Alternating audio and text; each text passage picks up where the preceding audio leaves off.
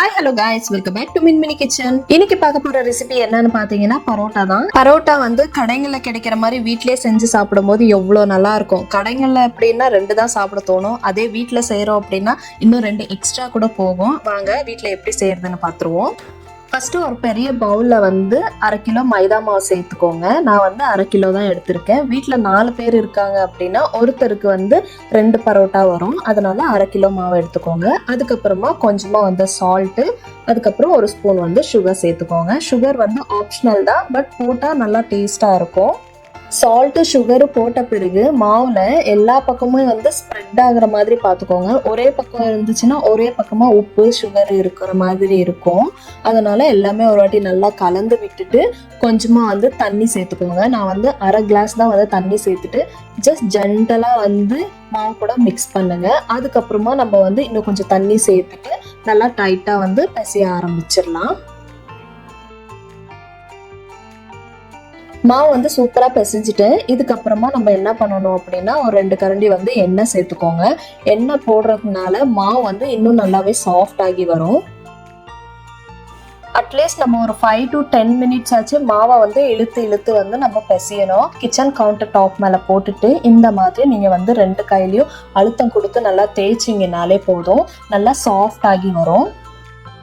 மாவு வந்து நீங்க தேய்க்கும் போது கையில ஒட்டுற மாதிரி இருந்துச்சுன்னா கையில கொஞ்சமா எண்ணெய் தடவிட்டு தேய்க்க ஆரம்பிங்க. அப்ப வந்து கையில ஒட்டாது. அதே மாதிரி மாவு நல்லா சாஃப்ட் ஆகி வரும். பாருங்க, ஓரளவுக்கு நல்லா சாஃப்ட் ஆயிடுச்சு. இதுக்கப்புறம் பவுல்ல சேர்த்துட்டு நம்ம மூடி போட்டு வச்சிருவோம். ஒரு 10 நிமிஷம் போல அப்படியே இருக்கட்டும். 10 நிமிஷம் கழிச்சு வந்து நம்ம பார்க்கலாம். இப்போ 10 நிமிஷம் கழிச்சு நான் ஓப்பன் பண்ணி பார்க்குறேன். பாருங்க, ஓரளவுக்கு நல்லாவே சாஃப்ட் ஆயிருக்கு. அதே மாதிரி கையிலையுமே வந்து ஒட்டாத அளவுக்கு இருக்கு. இதுக்கப்புறம் அதே மாதிரி நம்ம ஃபர்ஸ்ட் செஞ்சோம் இல்லையா, அதுவே வந்து ரிப்பீட் பண்ணணும். கிச்சன் கவுண்டர் டாப் மேலே போட்டுட்டு நல்லா பிசைஞ்சு எடுத்துக்கலாம். செகண்ட் டைம் பிசையும் போது வந்து இன்னுமே நல்லா சாஃப்ட்னஸாக இருக்கும். அப்போ வந்து கையில் கூட ஒட்டாத அளவுக்கு வரும். இப்போ எடுத்து வச்சிருவோம். பாருங்க, ரொம்ப சூப்பரா இருக்கு. மாவு தொடும் போதே வந்து அந்த அளவுக்கு நல்லா சாஃப்டா இருக்கு.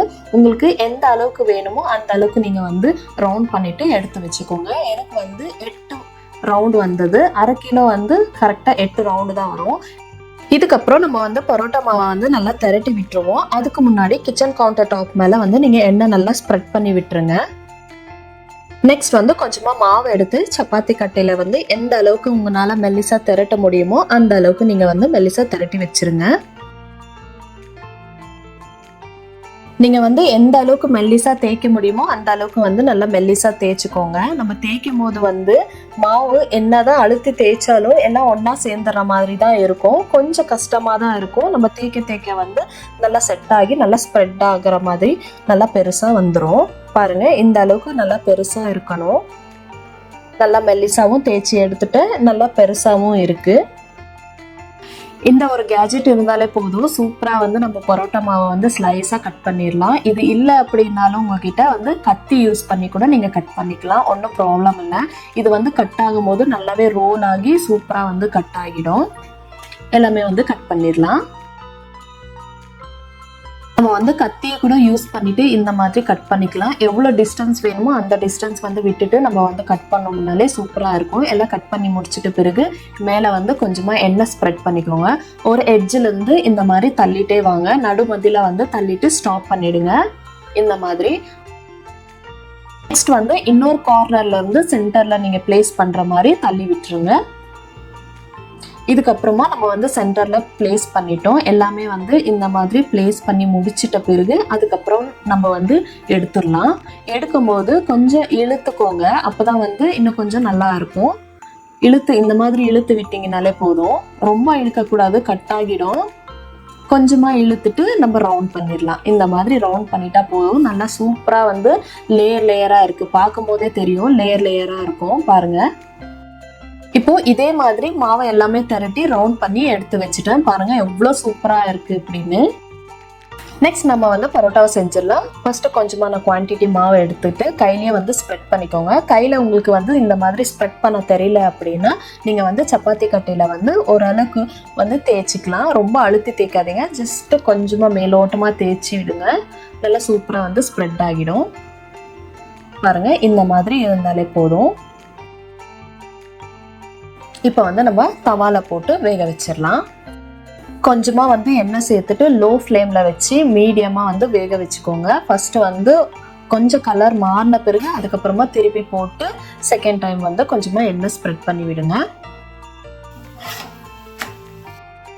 எல்லா பக்கமும் ஈவனாக குக் ஆகுற மாதிரி பார்த்துக்கோங்க. அதே மாதிரி மீடியம் ஃப்ளேமில் வச்சுட்டு குக் பண்ணிக்கோங்க. பாருங்கள், நம்மளோட பரோட்டா வந்து சூப்பராக ரெடி ஆயிடுச்சு. இப்போ நம்ம செஞ்சு வச்ச பரோட்டாவை வந்து 2 கையும் சேர்த்து இந்த மாதிரி தட்டும் போது லேயர் லேயராக வந்து பிரிஞ்சு வரும். எவ்வளோ சூப்பராக வந்திருக்குன்னு பாருங்கள். பரோட்டா வந்து சூப்பராக லேயர் லேயராக வந்திருக்கு. இதே மாதிரி நீங்களும் வீட்டில் ட்ரை பண்ணி பாருங்கள். எப்படி வந்திருக்குன்னு கமெண்ட் பாக்ஸில் கமெண்ட் பண்ணுங்கள். பரோட்டாவை பிச்சு போட்டு சால்னா ஊற்றி சாப்பிடும்போது அதோட டேஸ்ட்டே வந்து தனி தான். அதுவும் சூடாக சாப்பிடும்போது வந்து ரொம்பவே சூப்பராக இருக்குது. எவ்வளோ சாப்பிட்டோம் அப்படின்றதே வந்து தெரியாத அளவுக்கு நான் வந்து சாப்பிட்ருக்கேன். கண்டிப்பாக நீங்களும் வீட்டில் ட்ரை பண்ணி பாருங்கள். என்னோட சேனலில் இருக்கிற மற்ற ரெசிபிஸ் எல்லாம் செக் பண்ணி பாருங்கள். உங்களுக்கு பிடிச்சதுன்னா ஒரு லைக், ஷேர், கமெண்ட் பண்ணுங்கள். மறக்காமல் என்னோட சேனல் சப்ஸ்கிரைப் பண்ணுங்கள். இன்னொரு ரெசிபியில் பார்க்கலாம். Until then, bye from Hema.